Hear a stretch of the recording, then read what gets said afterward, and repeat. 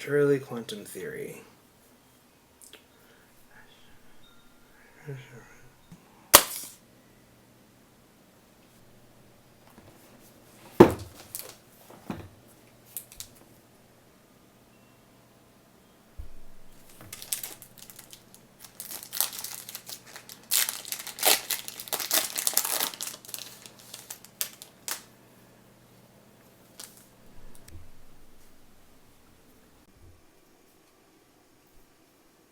Next time.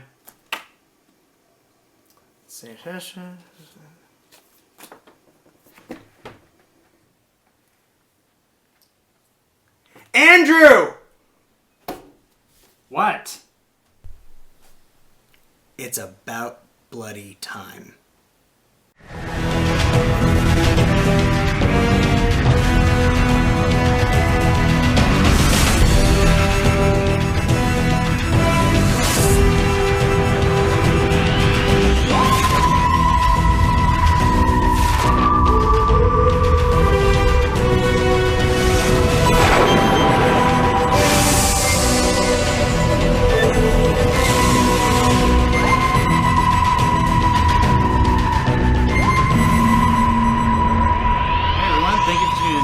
YouTube page again. I am Andrew the Collector. And I am Scott, also known as Seto-sama the Fanatic.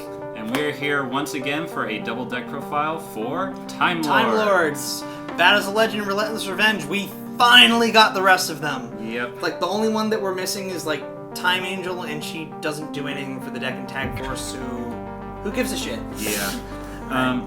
So, the different, even though that we're both running Timelords, ours is running our... Just like last time, our builds turned out a little bit differently. We decided to focus on a couple of different things, but before we get into the decks that we have ourselves and the ratios, we want to get into a couple of cards that you will not be seeing in either of our decks. And before we do that, I just want to let you know that for my playstyle, I'm mainly focusing on their burn side, while Scott is... Well, my playstyle, I basically built my deck to be extremely, extremely monster heavy. The game plan is being you always have a Time Lord on the board and in your hand, so that way you never have you never run out of your supply when they keep going back into the deck. Yeah. But without further ado, let's just get right into it. Alright, so first, let's get into the 7 cards that you will not see in our Time Lord decks. So the first one is this one, Celestial Transformation. I've seen a lot of different Time Lord decks that are running this card. I mean, I can understand why, because they're all fairies, they're all high level, and they can't be destroyed. And there is an OTK with this card, with Sendai on the Time Lord and Michion. Basically, you either summon a Michion or Sendaion, you use Celestial Transformation to summon the other one, you attack your opponent for both of them, you have their life points with Michion first, then inflict 2,000 with Sendaion, overlay them into Super Dreadnought Rail Gustav Max, and burn for the last 2,000 for the full 8,000 damage. But we don't really particularly like it because it's very situational. And it's not consistent. We focused on consistency more than anything else, so that's why we don't have that. Next is the new Time Lord support we got in the set, the Infinite Light Engine, the Empty Machine, Infinite Machine, and Infinite Light. We're not running them for a simple reason. They're way too goddamn slow. And it's the first one is pretty good because you can run it off on its own, but the other two are, even if you just run one of each, they're really dependent on a lot of things, and they die to a lot of hand traps. Yeah, a lot of hand traps. I mean, this one can't be destroyed once while it's face up on the field. This one can't be destroyed once per turn. This one can't be destroyed, period. And when you get this off, you basically should win, but it takes a whole, 4 turns to get to this, so that takes way too long. By that time, you could have killed them with your regular Time Lords if you built your deck properly.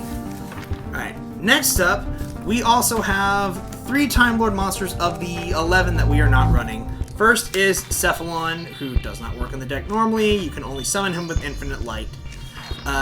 Next is Sadion. If you remember, I believe we only had one of him in our last deck, if we even used him at all.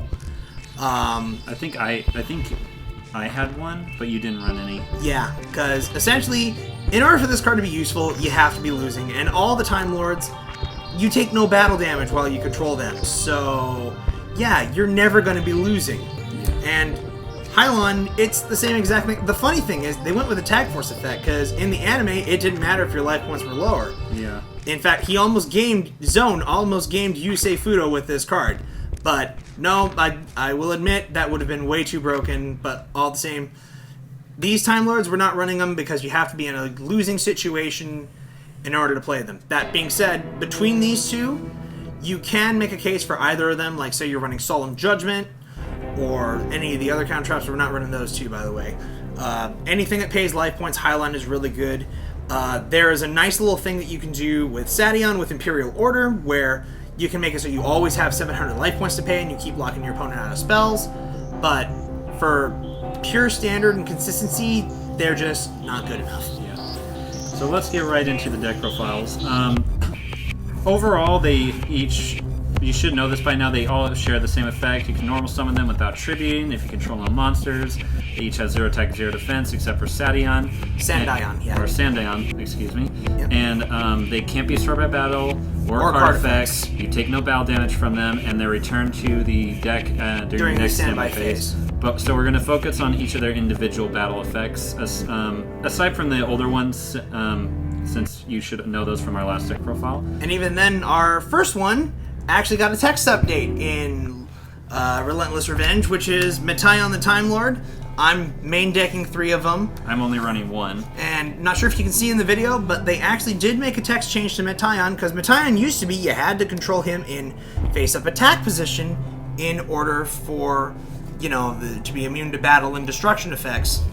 The new text just errated him to be the same as all the others, which is a absolutely fantastic change. Yeah. So his battle effect is that after he battles at the end of the battle phase, all monsters on the field are returned to their owner's hand, and you burn 300 points of damage for your opponent for each. Yeah. Quick note: that's all other monsters on the field except for him. So if you have any other monsters on the field as well, it will return them to your hand as well. Next up is the second Time Lord, which is Lazion the Time Lord. Again, I'm main decking 3. Andrew's only main decking 1. He's got 2 effects. One which is a continuous effect. The other which is his battle effect. Basically all the Time Lords have a continuous effect, or a battle effect, and some of them have a continuous effect, or an ignition effect. His continuous effect is that when your opponent draws a card during their turn, they burn 1,000 life points. And his battle effect is whenever he battles, you shuffle all cards in your opponent's graveyard back into the deck. So like you go against Sky Strikers and they don't have Widow Anchor, attack. Oh, what can they do? Yep. Alright, third Time Lord is Zaphion the Time Lord. One of my more favorites. The one that actually got the most competitive play, to be quite honest, all because of True Draco. Yeah. When it attacks, its battle effect is you return all spells and traps your opponent controls back into their deck. Its additional effect is if it's tributed, you get, or sent from the field to the graveyard, let's just say you draw a card. You're probably never going to get that deck. You could run Advanced Draw, but we both agree that if you remember, my deck last time had Advanced Draw in it. This one, I've opted not to run that engine because it's just too slow. Next is Camion. We're skipping 4 and going straight to 5. Camion the Time Lord, he's just got the battle effect where non-targeting, spin any card, burn for 500, cannot be responded to, period. Simple and straightforward. And next is my favorite, Michion. Finally, we're getting to the new ones. Michion the Time Lord is the 6th Time Lord, and arguably it's one of the most broken because whenever you battle with it, you have your opponent's life points at the end of the battle phase. So if they're at 8,000, they lose 4,000 life points. It's simple and straightforward. So good. I was so happy when they announced this card. Next up, this is a ratio that's going to be different on my end, which is we're skipping and we're going to Raphion now. Like I said, I'm focusing on burning, so I have most of the burn cards in here. Yep, and I'm only running the 1 because it's dependent on your opponent having monsters. If I perhaps ran the Kaiju engine in the main deck, I might main deck a few more, but I don't want to count on my opponent having monsters in order to burn them for game. And their battle effect is that when they battle a monster, they lose life points equal to that monster's attack. And it's one of the monsters that battled with it, and it's that monster's current attack on the field, not original attacker. So whatever the attack points are of that monster, when you battled with it, that's the amount, or at the end of the battle phase, that's how much damage they're going to take. Noble Knights, eat your heart out. Mm-hmm. Alright, and then the 9th Time Lord is Gabrion the Time Lord. We're both only running one of these. I think one is the correct call. Yeah. It's one of those, you remember Metaion bounces monsters back to hand, Zaphion shuffles spells and traps back to the deck. This card shuffles the opponent's whole field into the deck, but for every card that they shuffle back into their main deck, they draw a card. So if you shuffle cards that go into the extra deck or cards that you sent to their field for kaijus, for instance, they don't draw off of that. That's where it actually is good. Yeah, and if you're wondering what the synergy is, because it's like, why would you ever want to give your opponent cards? There is a nice little synergy that you can do with this card where you summon this, or summon Elazion the Time Lord and Time Maiden into the other one, or this one, and then you wipe out your opponent's whole field and burn them for 1,000 damage, and then you burn them for 1,000 damage then when they draw the next turn. Boom. And finally, the 10th Time Lord, Sandion the Time Lord. We couldn't find Andrew's third copy. I have a third. It's somewhere in my room, but I cannot find it, so apologize for the proxy. So yeah, Sandion is the... oh my gosh. He was, in Zone's words, the ultimate Time Lord of the original 10. So he is unfortunately unsearchable by Time Maiden because he's got 4,000, 4,000. And his summoning condition is a little different from the other ones. The other Time Lords, all you have to do is control no monsters to summon them without tributing. Sandion doesn't care if you control monsters. He only cares if your opponent controls a monster. And the best part about him is that he has 4,000 attacks, so even though that neither player takes damage from attack, unlike the other Time Lords, he can actually destroy monsters in the process and still burn them for 2,000 life points. At the end of the battle phase. Yep. So that's Sandion, and we run 3 of him because we cannot search him with Time Maiden. Yeah. Speaking of... Time Maiden. Hi, Time Maiden. I mean, you guys should all know what this card does by now. You can special summon if you control no monsters. You can tribute it and search your deck for any Time Lord with 0 attack and defense. And then if she counts as 2 tributes for a Time Lord on the field, but let's be honest, unless you're, like, completely running on something like, I don't know, if the Ritual Sanctuary, you're never going to use her for that effect. Yeah. So, the third most important effect is if she is in the graveyard, if you have not special summoned a monster that turn, you can special summon any Time Lord monster with 0 attack from your deck, ignoring the summoning conditions. And the next is probably my favorite tech of the deck. Target protection, which is what the deck desperately needs. Sarvis, the Ancient and Ascended. This lucky bastard has 3 of them. I unfortunately only have 2. Run 3 and no less. He only has 2 because that's all he has. Yep, because this deck severely dies to targeting protection. All the good stuff there. And speaking of hand traps, I'm running a couple more. I'm running 2 Ash Blossom, the secret, because I've only got the 2, and 2 Ghost Ogre. So, yeah, I just wanted more responses just in case I didn't draw Time Lords. Again, the idea of this deck is have a Time Lord in your hand ready to go to screw your opponent over. And that's it with my monster count of 29. Yeah, that's the most monster heavy deck I have ever built ever. Yeah. Now for the spells, we both run Pot of Duality. It's good searcher for this deck because most of the time you're not going to be special summoning aside from Time Maiden. And yeah, that's pretty much it. It helps you get to your important cards in your deck. I'm running the 2 because I felt like 2 was all that was necessary. Again, my deck is super duper monster heavy, so yeah. The next 1 Foolish Burial because we can only run the 1, which is unfortunate.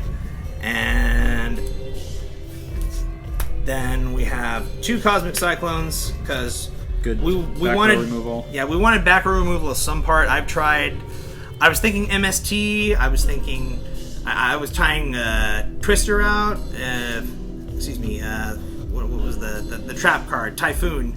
and it just didn't seem to work. So Yeah. I don't like paying 1,000 life points with this deck, but it's one of those, if it helps you get rid of a problematic back row card, like a Mirror Force that doesn't destroy, it's well worth it in my opinion. Yeah. And then for the last spells on Andrew's side, he's running these two things. I have Monster Reborn and Dark Hole because if your Time Lords somehow get in the graveyard, it's always good to have a Monster Reborn to get them back, and Dark Hole because they can't be destroyed by card effects, and it's good to wipe out your opponent's board. And bait anything that might get rid of Time Lords. I'm running 3 Forbidden Chalice because, well, it effect negation, and it gains the monster that's effect is negated gains 400 attacks. So yeah, that's 400 more damage they're going to be taking if I attack into your monster with Raffion. Now on to the traps. I have a massive trap lineup, and versus mine is just 3 Torrentials, and we're going to finish off this profile with the rest of Andrew's burning traps, because he's focusing again more on the burning aspect rather than the can't be destroyed by battle aspect. Yeah, so I got 2 Blazing, 2 Bad Luck Blast, because in this deck especially it's better than Ring of Destruction because it's not tied to the limit of your opponent's life points having to be higher. And again, if they're foolish enough to try and destroy it while face down, they'll take 1,000 damage, and then you just still get to burn them for their monster. Speaking of which, is Secret Blast, which is 300 for each card they control, and the 1,000 if they decide to destroy this. And 2 Rivalry of the Warlord because it's a really good floodgate for this deck because all your monsters in my deck at least are fairy. Mm-hmm. And now on to the extra deck. Extra deck is up to personal preference. You can run a bunch of link monsters in there, but for the most part, these are the ones. Keep in mind, our extra decks aren't completed a full 15 cards. Yeah. But these are the. If you want to run to rank engine for a rank 10 engine, these are the ones we believe you should run. Yeah. We got the Spider engine. Spiders, a giant legion of spiders. 2 of 35, 1 of Pain Gainer, and 1 of the 7 Sins. Yeah, we just have the 2 35s in there. You should probably just go 1 1 1 and feel free to fill up your extra deck with a whole bunch of other stuff. But yeah, it's a rank 10. You can make rank 10s really easy. And then we have the Super Dora. Super Dora, it's like unaffected 4K wall. Yep. And then we have the Gustav Max for increased burning 2000 if you ever get that push. Yep. Gustav Max, you can OTK with this thing quite easily if you have the right hand for it. And then just for me, it's the Galaxy Destroyer, and he has the Sky Palace. The Sky Palace one there. Again, extra deck is up to personal preference, but yeah, it's kind of hard to make an extra deck with rank 10s, especially for Time Lords. Yeah, because it's like you never usually have 2 of them on the field at once, and even when you do, 9 times out of 10 you can't go into the extra deck with them. So yeah. Now for the side deck, and it's for me. I'm running 2 extras of Lazion, Zaphion, and Metion. Lazion, if I ever go into Sky Strikers, I can side these in because it's really good. Zaphion for any back row heavy decks, and Metion for any field presence like Gokis or anything like that. Or Spirals or something like that. Or Spirals, good point. Yep. And me, I started my extra deck off with the Kaiju engine. Got a Kaiju package of 2 Jizukiru, 1 Gameciel, and 1 Kamungus. The 2 Jizukiru they're the only way that I can make rank 10s in this deck.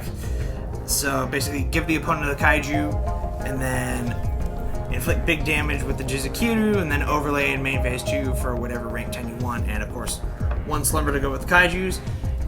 And let's see, do you have any spell? You have like. And I have 1 spell for Geki, and 2 effect veilers for monster effect negation. Because we're not wasting $80 fucking on a fucking extremely overpriced card. Yeah, not happening. Yep. And so for you, you're running. I've got Dark Hole and Regeki as well. I'm also side decking a pair of Called by the Graves. In my first draft of this build, I was actually trying to main deck the Called by the Graves because, well, Ash Blossom kind of hurts if they time it right against your Time Maiden. So, yeah, I figured Called by the Grave. It's not always great, but it's good against a couple of matchups. Like, say you're trying to fight, well, I don't know, like something that tags out automatically. Called by the Grave is usually a pretty good call. Snow. Yeah, Snow. And for the rest of mine, I'm running the third rivalry. I'm running 3 of the rivalry because, again, this card hurts so many decks. Yeah. And the best part about rivalry is if you think your opponent's going to side in kaijus to get rid of your Time Lords, you just flip this up. They can't kaiju you. Yep.